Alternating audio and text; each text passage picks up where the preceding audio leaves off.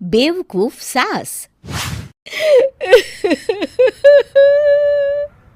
ये बहू कितनी बुरी है, अपनी बेचारी सास को घर से बाहर निकाल दिया इसने। अब सुधा का क्या होगा? हे भगवान, बेचारी इस उम्र में कहाँ जाएगी? तभी वहां गायत्री की सहेली ममता आती है। अरे क्या हुआ, क्यों रो रही है गायत्री? अरे देखना, सुधा की बहू कितनी चांडाल है, उसे घर से निकाल दिया। अरे क्या तू भी टीवी सीरियल देखकर रोती रहती है, हैं? कब तक दूसरे की बहुओं को देखती रहेगी? तू भी अपने बेटे प्रवीण की शादी करवा के अपने घर में बहू ले आ। मोहल्ले में सबके घरों में बहुएं आ गई, बस एक तेरा घर बाकी है। अरे नहीं, मुझे मेरे बेटे की शादी नहीं करनी। आजकल की लड़कियों से मुझे बड़ा डर लगता है। घर में आते ही लड़ाई शुरू कर देती है और अपनी सास का जीना हराम कर देती है। अरे अरे अरे, कैसी बातें कर रही है तू? तू ना इस एकता कपूर के बनाए बेकार के सीरियल देखना बंद कर दे, और खास तौर पर तो वो सावधान इंडिया। तुझे नहीं पता, टीवी वाले बिल्कुल सही दिखाते हैं।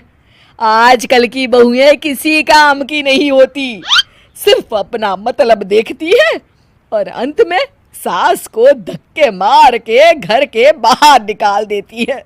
अब तू ही बता, इस बुढ़ापे में मैं कहाँ दर दर भटकते फिरूंगी? गायत्री की बेतुकी बातें सुन ममता मन ही मन बड़बड़ाती है। अरे ये तो पागल औरत है, इसका कुछ नहीं हो सकता। इसके साथ और ज्यादा रुकी तो मेरा सर खा जाएगी। अच्छा गायत्री, अब मैं चलती हूँ। हाँ अरे माँ, तुम मेरी शादी कब करवाओगी? अब मेरी उम्र हो गई है, मेरे सारे दोस्त मेरा मजाक उड़ाते हैं। आखिर तुम कौन सी दुनिया में रहती हो? अरे मुझे नहीं करवानी तेरी शादी। मैंने तुझे पाल पोस के इतना बड़ा कर दिया ना, आगे भी तुझे रोटियां बना के खिलाऊंगी बेटा। घर में बहू ला के मुझे अपने घर का सत्यानाश नहीं करना है। तू समझ गया ना मेरे लाल? दोबारा मुझसे बहस मत करना, ये मेरा वचन है और मेरा वचन ही है शासन। अरे मेरी फिल्मी माँ, यहाँ कोई बाहुबली फिल्म नहीं चल रही है।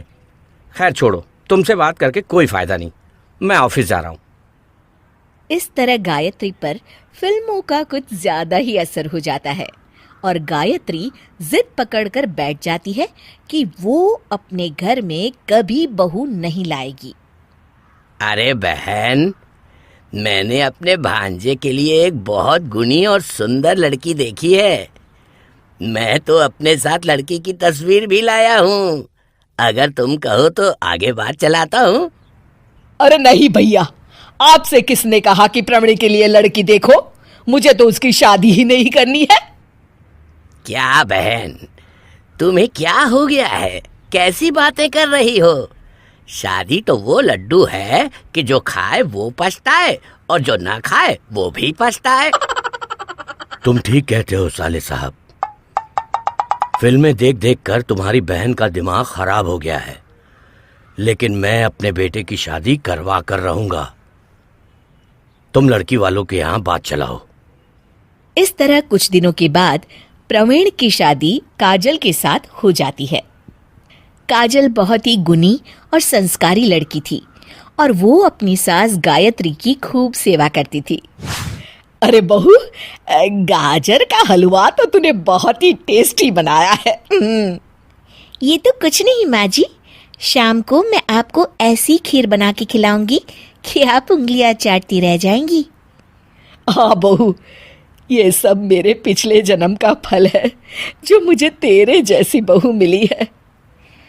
माँ जी, अब मेरी इतनी भी तारीफ मत करिए।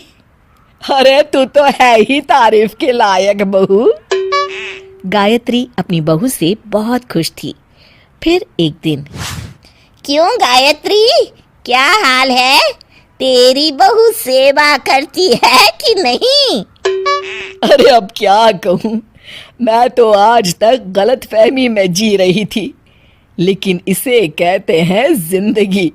मुझे तो पता ही नहीं था कि बहू के आने से जिंदगी स्वर्ग हो जाती है।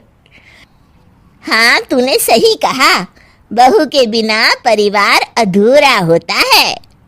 इस तरह गायत्री टीवी सीरियल की दुनिया से बाहर आकर असल जिंदगी में जीने लगती है।